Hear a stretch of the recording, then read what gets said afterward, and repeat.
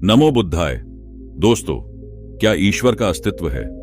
यह प्रश्न सिर्फ इस कहानी के मुख्य पात्र आनंद का ही नहीं, बल्कि सदियों से असंख्य लोग इसका उत्तर जानने की इच्छा रखते आए हैं। तो चलिए जानते बुद्ध के विचार इस पर क्या कहते हैं। वीडियो को अंत तक देखें और जाने भगवान है कि नहीं। एक समय की बात है, एक छोटे से राज्य में एक जिज्ञासु युवक जिसका नाम आनंद था, सत्य की खोज में भटक रहा था।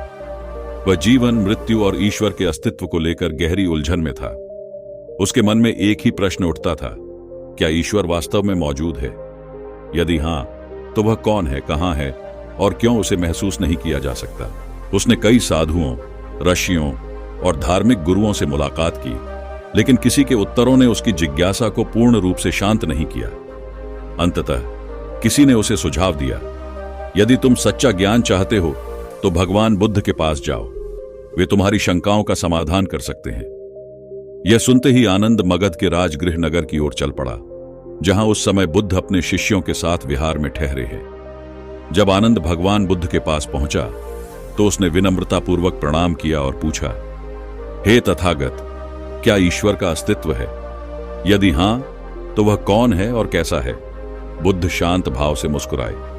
वे जानते थे कि यह प्रश्न सिर्फ आनंद का ही नहीं, बल्कि सदियों से असंख्य लोग इसका उत्तर जानने की जिज्ञासा रखते आए हैं। वे बोले, आनंद, जब कोई तीर तुम्हारे शरीर में आकर लग जाए तो क्या तुम पहले यह जानने का प्रयास करोगे कि तीर किसने चलाया, किस लकड़ी से बना था, या पहले उसे निकालने का प्रयास करोगे?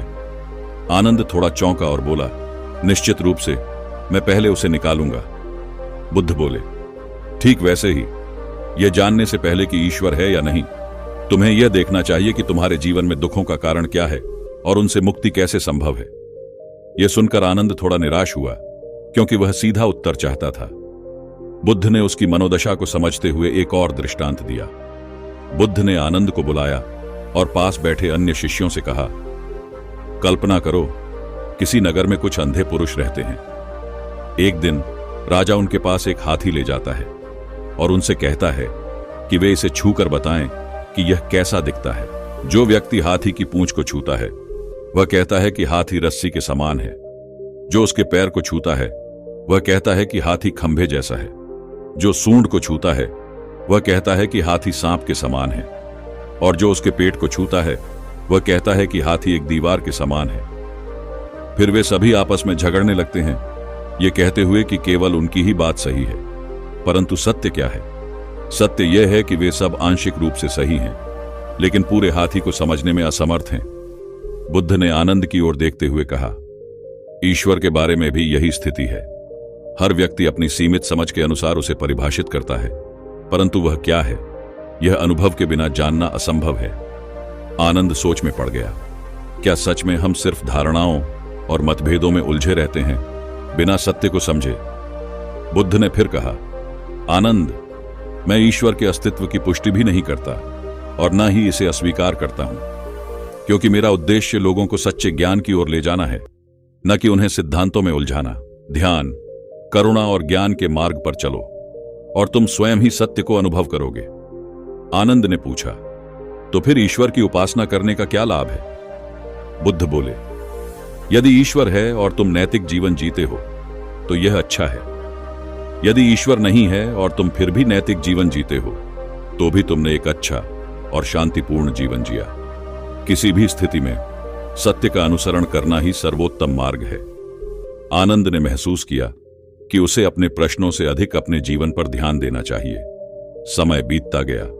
आनंद बुद्ध के साथ रहने लगा और उनके उपदेशों को आत्मसात करने लगा। एक दिन ध्यान में गहरे जाने के बाद उसे अनुभूति हुई कि सत्य बाहरी खोज में नहीं, बल्कि भीतर की यात्रा में है। वह बुद्ध के पास गया और बोला, हे भगवान, अब मुझे उत्तर मिल गया। ईश्वर का प्रश्न उतना महत्वपूर्ण नहीं है जितना कि अपने मन को शुद्ध करना, दूसरों के प्रति करुणा रखना और स्वयं को अज्ञान से मुक्त करना। बुद्ध ने प्रसन्न होकर कहा, ठीक यही वास्तविक बोध ज्ञान है। जब मन शुद्ध हो जाता है तो वह स्वयं ही सत्य को देख लेता है। आनंद की कहानी हमें सिखाती है कि ईश्वर के अस्तित्व की खोज से अधिक महत्वपूर्ण है आत्म जागृति, नैतिकता और करुणा का पालन। बुद्ध के अनुसार यदि हम अपने जीवन में शांति, संतोष और ज्ञान प्राप्त कर लेते हैं तो हम स्वयं ही उस अंतिम सत्य को पा सकते हैं जिसे लोग ईश्वर कहते हैं। इसलिए महत्वपूर्ण यह नहीं है कि ईश्वर है या नहीं, बल्कि यह कि हम अपने जीवन को कैसे जीते हैं। यही भगवान बुद्ध की शिक्षा का सार है।